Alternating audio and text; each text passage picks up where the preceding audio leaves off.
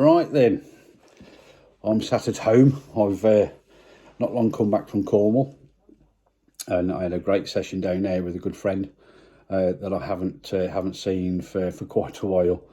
I hadn't fished for quite a while, to be fair. 9 months I'd had a break for, but the fire's definitely burning again. I can't wait to get back out. But I've had a few messages that seem to keep popping up quite recently on my YouTube channel about, do I boost my hook baits? The answer to that is yes, I do, but I take it a step further than that. I don't just buy a tub of pop-ups or a tub of wafters off the shelf, add liquids, give them a shake, and leave it at that. I tend to take it that little step further, and I've been playing around with powdered additives for a number of years now, and I've sort of fell on 3 that have outperformed others. I've used powdered betaines and green-lit mussels and stuff like that, but obviously it's very, very expensive, especially green-lit mussel. It's sort of not doubled in price, but it was I think I was paying £8 or £9 a tub, and it's getting on for like £12-13 a tub now. So it's getting rather expensive to be buying green-lit mussel. As good as additive as it is, I can't really justify sort of paying that, to be fair, when there's other additives out there that sort of blow the green-lit mussel out the water, to be fair. So what I am going to show you is just how I do mine. I'm not saying that it's going to be right for you. I just do it because it's right for me, but there's no right or wrongs in it. You do what you want to do. If you just want to buy a tub of pop-ups and add a liquid spray to it, or a dedicated dip or anything like that, then that's great. If that's all you do, that's fine. You'll catch plenty of fish doing that. I'm not going to try and reinvent the wheel at all, and I'm sure there's loads of other people that do what I do. Well, I'm sure it's been in the magazines, but I haven't bought a magazine for years because it seems to be very repetitive. As I said, I've been carp fishing now 33 years, nearly 34 years now. So, but we're all learning, and as I said, I've been playing with these additives now for a number of years. So what I'm about to show you is just how I go about it. Now, I've already done these baits already some time ago, so I'm not going to repeat it again, but I will talk you through on how to do it. So once you found the sort of baits that you want to use for the season or whatever, this is the NutriBaits code, which I've been using on my last session, as well as the cream Kajauza. This has got the dedicated activator in it. Now, the powders that I have got in it, if I just unscrew the lid, you may not be able to see that very clearly, but it's got like a light coating of powder over the top. God, that's strong. Now, the first powdered additive that I'm going to show you is what I tend to use sort of very late spring and into the summer months. More so with fish meal baits than I do with sort of nut or bird food mixes or whatever. And it's this guy. Now, this is smoked shrimp powder, and it smells absolutely divine when you open it. This isn't cheap, but God, is it good. Again, get your tub, add your liquids. Now, if you're using liquids with pop-ups, I can't strongly advise you enough not to put too much in, because you will alter the buoyancy of the pop-ups. So just a light coating, guys. Don't go mad. I've seen other people do it and they're swimming in it, and that's a definite no-no. So just a light coating, give them a shake. You can leave them for a while if you want to, or you can add 1 full heat teaspoon of the powder directly into the tub. Again, give it a shake, leave them alone. They're pretty much ready to go. I tend to leave them sort of overnight. it just gives that other little bit of a dimension to the bait. Now with the smoked shrimp powder, what I have found is when I've dropped baits in the edge, is it tends to crackle quite a bit, and I'm sure the fish find that very, very attractive. But again, the shrimp powder is expensive, and I bought that online. I forget now how much it was, but it wasn't cheap. The next powder that I am going to show you, I got from trusty old Home Bargains. Now, I hadn't seen it before, to be fair, only in sort of health food shops and other bits and pieces, but obviously they've got their own little section now, especially in the bigger ones. And it was this. Now, we all know how good hemp is and how fish are attracted to it, and I thought, well, why not? So I picked up a bag of that. I think it was £4.50, I think, with the price of greenlit mussel, which is a little tiny tub, at nearly 12 quid. I thought I'd pick this up and give that a go. Now, I use this in conjunction with the other powder that I do use probably 80% of the time. And I did find that the 2 takes that I had came to this. So yeah, that's hemp protein powder, and again, just 1 heaped teaspoon to a tub of baits. It doesn't have to be pop-ups or wafters, it could even be bottom baits. You could even put a light coating over maybe 1 kilo, 2 kilos into a bucket. You know, sort of add your dedicated liquid and give that a light coating and give them a good shake, ready to rock and roll. So that's the other one. If you haven't seen that, check it out, because I got some really good results on it on the session from Cornwall. So it's definitely something in it. The next one is my all-time favourite, and I don't see many people using it, to be fair. To be honest, I'm shocked.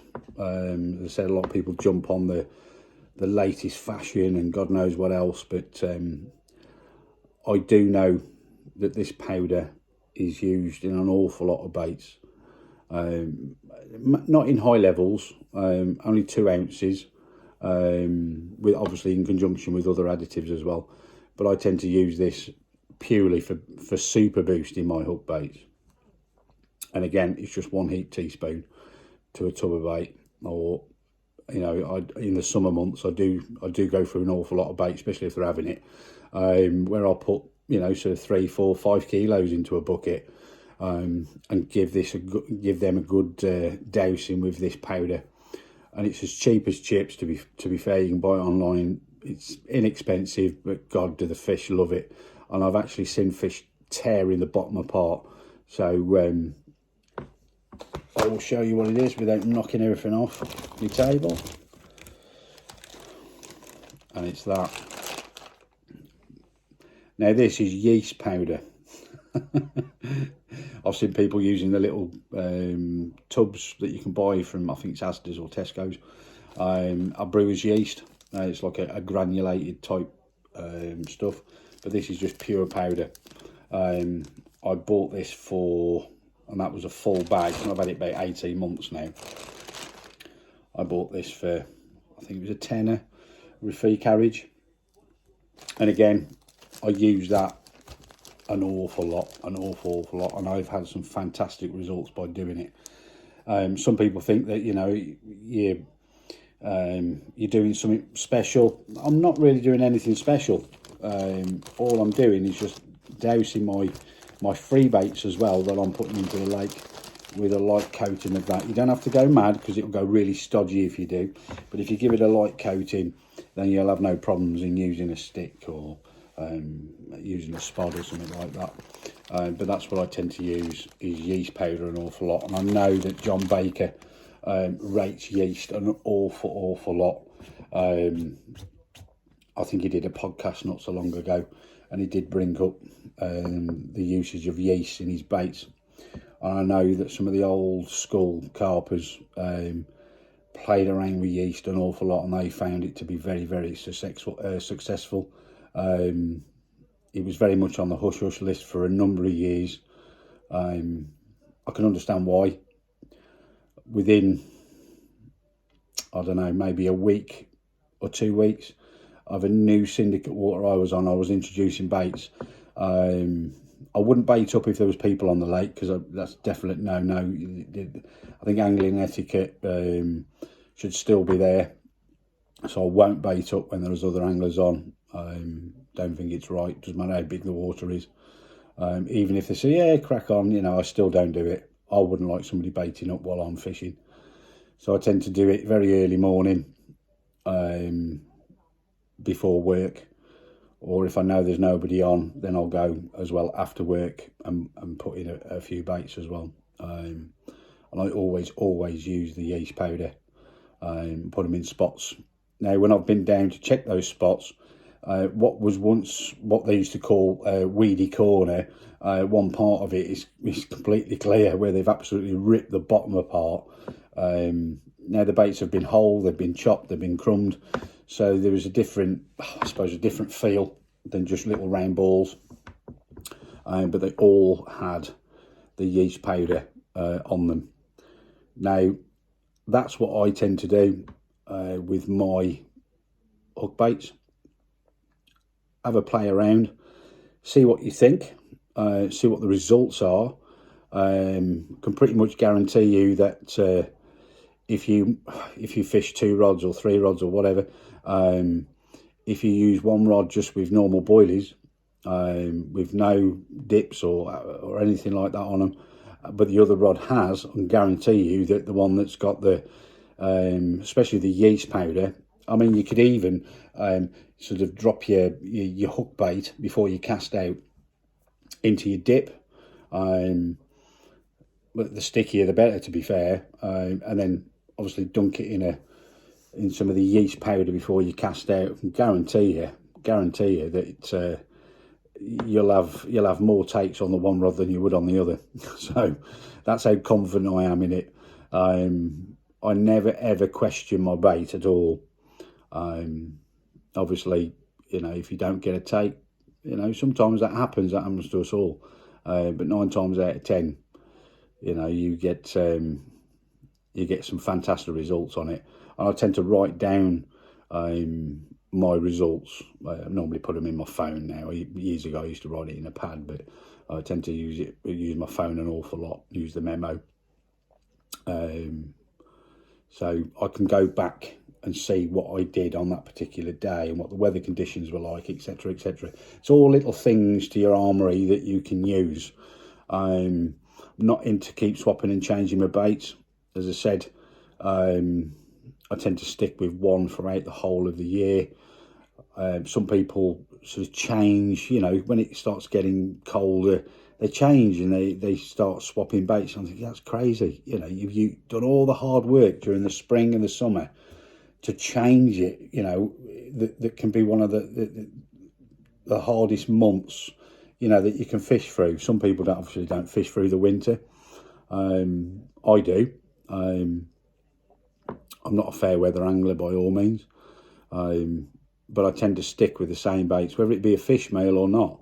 A lot of fish meals now have a lower oil content than what they did maybe 10 years ago, 20 years ago.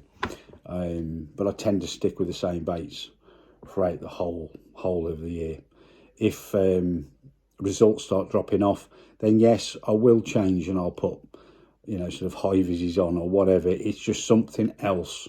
But I'll still keep introducing the same bait, whether, you know, I'm fishing singles or not. I'll make my own pop-ups in high vis pink or white or yellow or whatever that I feel, which is not always the trend. I know everybody jumped on sort of pink hook baits. My favourite is yellow and white. Have used pinks and I have caught, you know, a lot of fish on pink, but I like yellow and white quite a bit. So that's what I tend to stick with. And fishing is a lot of it is confidence, and I'm very confident in using those 2 colours. I'm not one for jumping on the latest fashion, but that's how I super boost my hook baits. As I said, I'll recap. You can use any powdered additive that you want to. There is no right or wrong in it. just go very sparingly with it. If you've got a big tub of pop-ups, and as I said, it's 1 heaped teaspoon to a full tub, depending on obviously the size. So 12 mils, I tend to use half a teaspoon, whether that be sort of in the wafters or the pop-ups. And I do say wafters and not wafters. So that's what I do. As I said, just a tub, put your dedicated baits into it, add a few drops of liquid. It's just a light coating, especially if you're using pop-ups. As I said, you will reduce the buoyancy on them somewhat. Unless you're using cork balls, you know, you can add as much as you want then. Nothing's going to alter the buoyancy of a good old-fashioned cork ball. And then add your powdered additives. You can use the yeast, you can use the hemp powder, you can use the smoked shrimp powder, you can use, there's all sorts of things out there that you can try. I'm going to pass on another little tip as well that you can do, which I've never ever seen anybody doing it. Now, you can buy the Cod Liver Oil Capsules, not the solid ones, the ones obviously with the liquid inside. And when you're rolling your dedicated hook baits, whether it be pop-ups or bottom baits, is when you flatten out the paste, stick one of those capsules in the middle, give them a good roll, and obviously you're boiling them for, you know, 60 seconds or whatever it is you're boiling them for. Now, when you take those baits out, you obviously you air dry them for a few days. You can add your liquid to them, so it draws that liquid in. Obviously, you know, when you put your baiting needle through that, you're going to pierce the capsule that's inside. Now, I've messed around with things like that for a number of years, and the cod liver oil capsules, and the primrose as well. I've used primrose oil as well, and that's been just as good. But I tend to use the cod liver oil, especially sort of, you know, as the water temperature started to rise. And again, the fish have homed in straight on that. Obviously, little droplets keep coming out of the bait, which I'm sure they're attracted to. But that's another little tip for you. There's a lot of things out there that you can do. There's a lot of things out there that you can try. And I would advise you to play around. As I said, there's no right or wrongs in it. Do what you feel is right for you. If you don't feel you're getting the results with what you're doing now, try this. It's another avenue. It's another string to your bow. As I said, it would be really, really nice if you could leave a comment below or whatever, or with the results that you've had. I'll be really, really interested to hear from you. But yeah, that's my little tip. I hope that clears up any questions that anybody's had. If not, you know, drop me a line. I'll always answer you. So yeah, I'm going to leave it at that. I'm going to stop waffling. I'm going to finish my tea. I'm going to sit back and I'll watch a bit of TV. Cheers, guys.